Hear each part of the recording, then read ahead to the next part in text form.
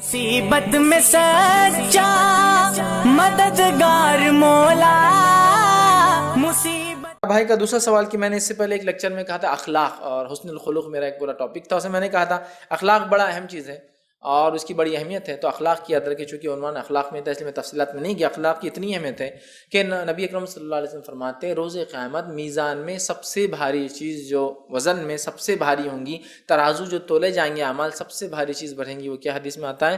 حسن الخلق، اچھے اخلاق۔ سب سے بھاری چیز حدیث کے الفاظ جو میزانیں بڑھیں گے، اور ظاہر سی بات ہے توحید کی بات ہے، چونکہ توحید تو طے شدہ چیز ہے کہ سب سے بھاری ہے، کلمہ شہادت توحید یہ طے شدہ ہے، تب اس کو بولنے مطلب اس کا تو فکس ہی ہے کہ وہی ٹاپ نمبر 1 ہے۔ اس کے بعد کوئی چیز بھریں گی تو وہ کیا ہے؟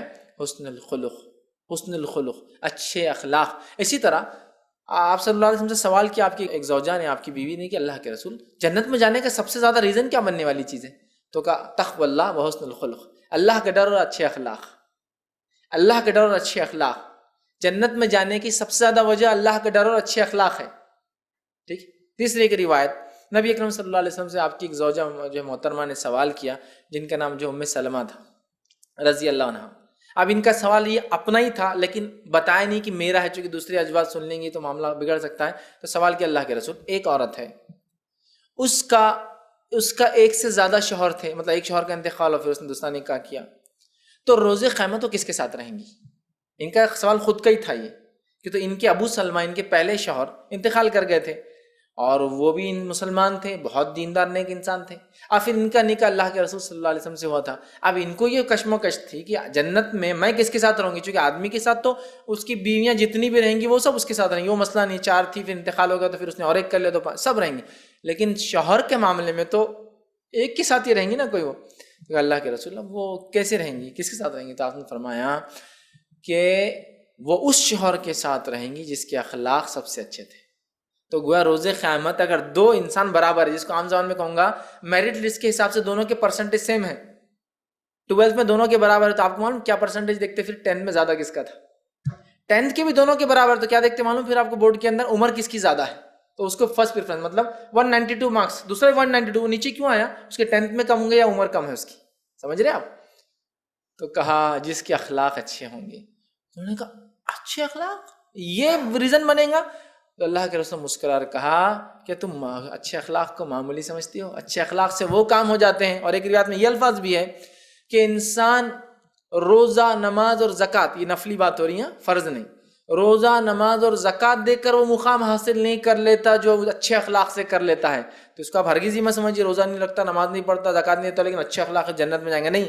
معنی یہ کہ ایک آدمی فرض کر کے نفل روزہ، نماز، زکوٰۃ، حج کرتا ہے، اور ایک آدمی صرف فرض پہ عمل کرتا ہے لیکن اخلاق اچھے ہیں، تو دونوں میں جس کے فرض کے ساتھ اخلاق اچھے وہ زیادہ بلند مقام رکھتا ہے اللہ کے بنسبت جس کے اخلاق اچھے اور نفل کرتا ہے، سمجھ رہے آپ؟ تو اخلاق والوں کو آپ نے فرماتے وہ درجے حاصل ہے کہ جو نیکی کر کے انسان جا نہیں پہنچتا، اچھے اخلاق سے وہاں پہنچ جاتے ہیں، سمجھ رہا؟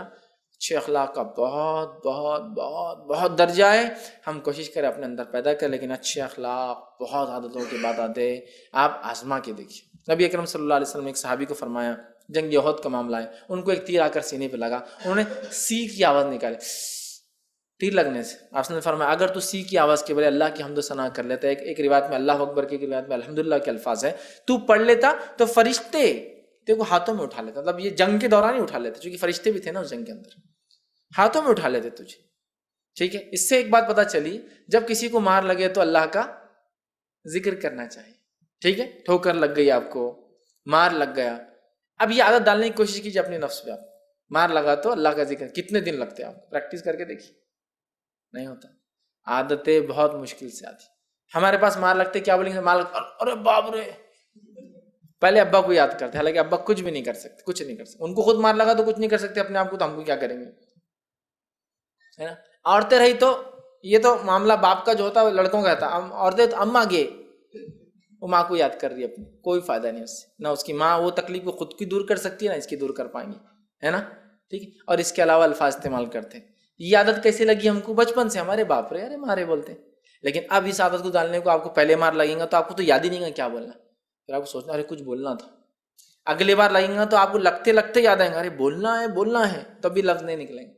عادت ذہن کو ڈالنا، تیسرے چوتھے پانچویں بار میں عادت ہوگی کہ کچھ چیز لگے تو اللہ کا ذکر کرنا چاہیے، سمجھ رہے آپ؟ ہے نا, آنکھ دکھ گئی آپ کو بڑی تو کیا بولتے لوگ, ارے باپ کیا آنکھ لگی ہوئی ہے. ایسے لوگ سنے اللہ اکبر کیا آنکھ لگی ہوئی یار, اللہ بڑا ہے بیچارے کی, سمجھ رہے آپ؟ تو یہ عادت ہے, لیکن جب لگ جائیں گی تو بہت بڑا فائدہ ہے. تو چھوٹی چیز ہے لگتی نہیں. اس لیے آپ نے فرماتے رات میں دعا کے ایگزیکٹ الفاظ میں بھول رہا ہوں اس لیے میں اس کو دہراتا نہیں ہوں, انشاءاللہ ایڈیٹنگ میں ہو سکے تو ہم ڈال دیں گے. آپ نے فرماتے رات میں ایک دعا ہے, کوئی شخص اگر رات میں اٹھے, رات میں, اور غنودگی کی حالت ہے, مطلب وہ نماز کے لیے نہیں اٹھا ہے, سمجھو اب کسی بھی چیز کے لیے, طہارت کے لیے اٹھا, اور اس حالت میں یہ الفاظ ادا کر کے دعا کرے, اللہ اس کی وہ دعا رد ہی نہیں کر سکتا. اب آپ بتائیے انکانشیس مائنڈ سے دعا کیسے کریں گے آپ؟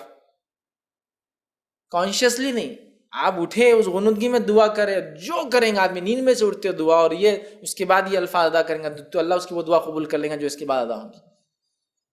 اب بتائیے انکانشیس مائنڈ کو آپ کیسا ریمائنڈ کرائیں گے کہ اٹھتے ہی دعا کرنا ہے؟ نہیں.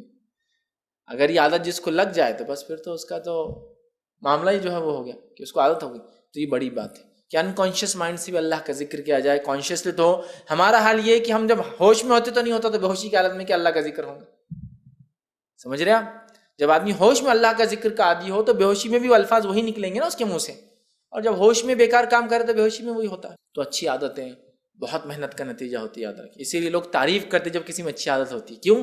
تو وہ ایک بہت محنت کا نتیجہ ہے. جب ایک اچھے باغ کو آپ دیکھتے تعریف کرتے چونکہ بہت محنت کا نتیجہ ہے, تو اچھی خصلتیں اچھی عادتیں کسی میں ہوں, یہ اس کا مطلب ہے بہت اس نے محنت کی اپنے نفس پر, تب ان عادتوں کو اپنے نفس میں ڈال پایا. اس کا اسلام میں بہت بہت بڑا مقام ہے.